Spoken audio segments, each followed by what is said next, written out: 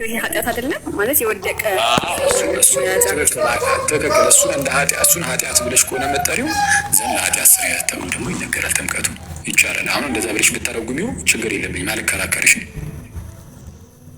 እስኪ በእናንተ ኦሪጂናል ሲን ምንድን ነው የምታብራሩት? የእናንተ የኢትዮጵያ ኦርቶዶክስ ስለ ኦሪጂናል ሲን ስትሉ ምን እያላችሁ ነው? እኛ ኦሪጂናል ሲን መቻለን አንዴ አትልም እንደ ጭራሽ ምንድን ነው እና በቃ እኛ በሚል ያው ተንታብሶ ማለት የቀደመ በደል ነው። አክቹዋሊ እውነት ነው። ግን እኔ እስከማውቀው እንግዲህ ከውድቀት አንጻር ነው። ራሱን የቻለ ብዙ ነገር ሊኖር ይችላል። እንግዲህ የተለየ ነገር ካለ አላውቅም። እኔ አሁን ከነገርኩሽ ማለት ነው የተለየ ነገር ካለ እኔ አላውቅም። እሺ ታዲያ እንደዛማ ከሆነ ህፃናት ቢጠመቁ ባይጠመቁ ጥቅም ምንድን ነው? እሺ ከዛ ከሁለት ነው የምጠመቁ ልጅነትን ለማግኘት የአዳም ልጆች ነበሩ፣ የእግዚአብሔር ልጆች ይሆናሉ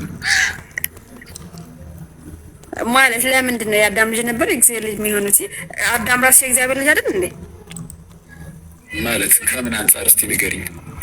እንደ አዳም እኮ በእግዚአብሔር አምሳል የተፈጠረ ሰው ነው። በእግዚአብሔር አምሳል ተፈጥሯል። ግን ኃጢአትን ሲሰራ እግዚአብሔር አባቱን አጥቶታል፣ አላጠውም። ስለዚህ የአዳም ልጆች እንዳለ ደግሞ ልክ እንደ አዳም ናቸው። ወደዚህ እንድትመጣ ፈልጌ ነው። ታዲያ የእግዚአብሔርን ልጅነት አተን ነበረ። ከዛ በኋላ የእግዚአብሔር ልጅነት የሚገኘው ደግሞ በጌታችንና በመድኃኒታችን በኢየሱስ ክርስቶስ በኩል ነው። ስለዚህ ህፃናት ሲጠመቁ ከጌታ ጋር አንድ በመሆን የእግዚአብሔር ልጆች ይሆናሉ። እሺ አዎ እኮ አሁን ልክ ህፃናት ሲወለዱ እግዚአብሔርን የመፈለግ ምናምን ነገር ከነሱ ጋር አይወልድም አይደለ? ሲወለዱ ወደ ኃጢአት ያዘነበለ ያው የእናንተ ትርጓሜ ነው። እሺ ያዘነበለ ባህሪ ይዘው ነው እሱ እናንተ ጋርም ያለ እኮ ነው። ይሄ ለኃጢአት ያዘነበለ የሚለው እኮ እኛ ጋር ማለት ግን አገባኝ። ግን እናንተም ራሱ ስትሉ ስለሰማው ነው። ስለዚህ ከዚህኛው ኃጢአት ህፃናት ሲጠምቁ ዳግም ይወለዳሉ። ለድህነት ነው ለኃጢአት ስሬት የምትለዋ ግን እናንተ ለህፃናት ላይ ሲደርስ እንትን አትሉም። ስለዚህ ቃሉን አይደለም ቃሉን እንደምትጠቀሚ ነው። ቃሉን ለምን አገልግሎት ነው እየተጠቀምሽ ያለሽው እንጂ እኛ ቃላት ላይ አይደለንም። አስጨርሽና ነገሩ እንድትረጂ ችግር የለም። ጥሩ ይቻለሽ፣ ተረጋጊና እና ምንድነው ቁም ነገሩ? እኛ ምንድነው ቃላቱን ከምን አንጻር ነው የምንቀበለው የሚለው እየታየ መልሱ ቃሉን ያ ሰው ከሚጠቀምበት አንጻር ሊመለስ ይችላል። አሁን ቅድም እንዳልኩሽ ለምሳሌ ጸጋ ብቻ ሲባል አንድ ሰው ጸጋ ብቻ ብሎ ይህን ቃል ይጠቀመው ግን እኔ እንደሆነ በስራ ያልዳንኩኝም እኔ እንደው መልካም ስራ ስለሰራው ደግ ስለሆንኩኝ ህግጋትን ስለፈጸምኩኝ ምናምን አይደለም የሚዳንኩት። እንደው እግዚአብሔር በጸጋው ብቻ ነው ያዳነኝ፣ እንደው በእግዚአብሔር በጸጋ ብቻ ዳንኩኝ እንጂ ከኔ ከነበረ መልካም ስራ አይደለም ብሎ ተናግሮ ጸጋ ብቻ ያለው የእሱን መልካም ስራ ዙር ለማድረግ ከሆነ አሁን አልተሳሳትም፣ መጽሐፍ ቅዱሳዊ ነው ብለን እንቀበልለታለን። አንከራከረውም። ራሱ እንደዚህ ቢል ለኃጢአት ስርየት መጽናት የሚጠመቁት ወይስ አይደለም ሲባልም እኛ ለኃጢአት ስርየት የምትለዋን ቃል ይዘን ዝም ብለን ቃሏን ስለተጠቀመ ብቻ አንድ ሰው አንቃወመው። ምን ለማለት ነው የሚሉን ሄደን ጠጋ ብለን እንሰማለን።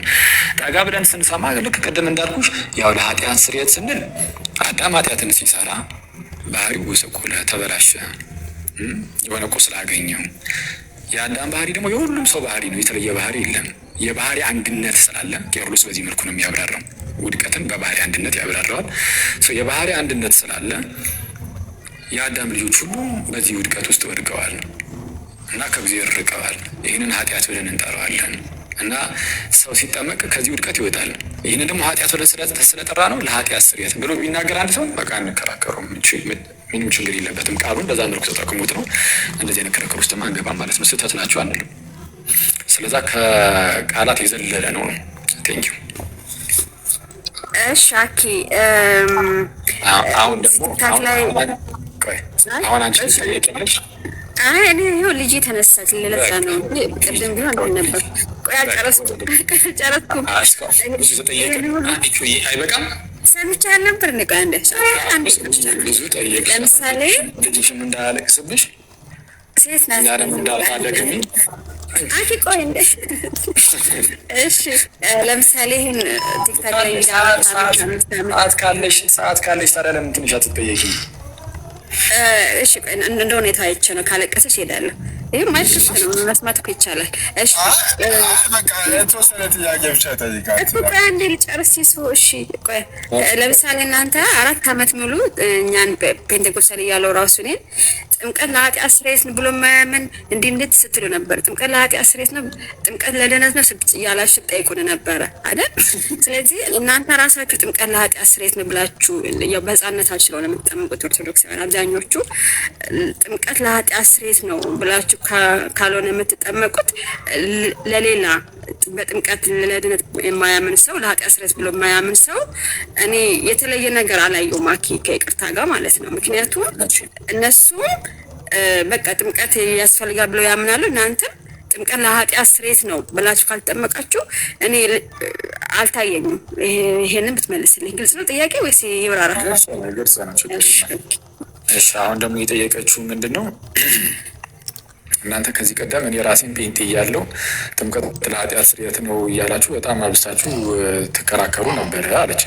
እህታችን ያው በፊት ጴንጤ ነበረች። ጥምቀት ለኃጢአት ስርየት አይደለም ትል ነበረ እና ጌታ ይመስገን እና በዚህ በቲክቶኩ ውስጥ አንዲቹ ተከራካሪያችን ነበረች። ጥምቀት አያድንም ለኃጢአት ስርየት አይደለም እያለች ማለት ነው። አሁን ይሄ ነገር በቃኝ ብላ ነው እንግዲህ ጥምቀት ለኃጢአት ስርየት ነው ብላ፣ ግን ጥምቀት ለኃጢአት ስርየት ነው ብላ ወደ ኦርቶዶክስ መምጣት ሲኖርባት ወደ ሉተራን ሄዳለች። ይሁን ቀስ ብላ ትመጣለች እና መለስ ስንል ግን አዎ ጴንጤኮስታሎችን ለኃጢአት ስርየት አይደለም በማለታችሁ ስህተት ናችሁ ብለናቸዋል። ታዲያ እናንተ ጋር ታዲያ ምንድን ነው ያለው ልዩነት አለችኝ አንዲቹ። ምክንያቱም ህፃናትን ለኃጢአት ስርየት አይደለም እያላችሁ አይደለ ወይ ብላለች። አይ ለኃጢአት ስርየት ነው የሚሉ ሰዎች አልኩሽ እኮ ከአዳማዊነት ወደ ክርስቶሳዊነት የመምጣት ድህነት ስላለው ሪጀነሬሽን ስለሆነ ዳግም ልደት ስለሆነ በጥምቀት ውስጥ የሚገኘው ጥምቀት ለዳግም ልደት ነው። ከውድቀት የመነሳት ጉዳይ ስለሆነ ለኃጢአት ስርየት ነው ብለው ካስተማሩ፣ ከዛ አንጻር ነው ለኃጢአት ስርየት የምንለው ብለው ካስተማሩ ችግር የለባቸውም ብያለሁ። ስለዛ ምንም ትክክል ናቸው እያልኩኝ ስህተት አይኖርባቸውም።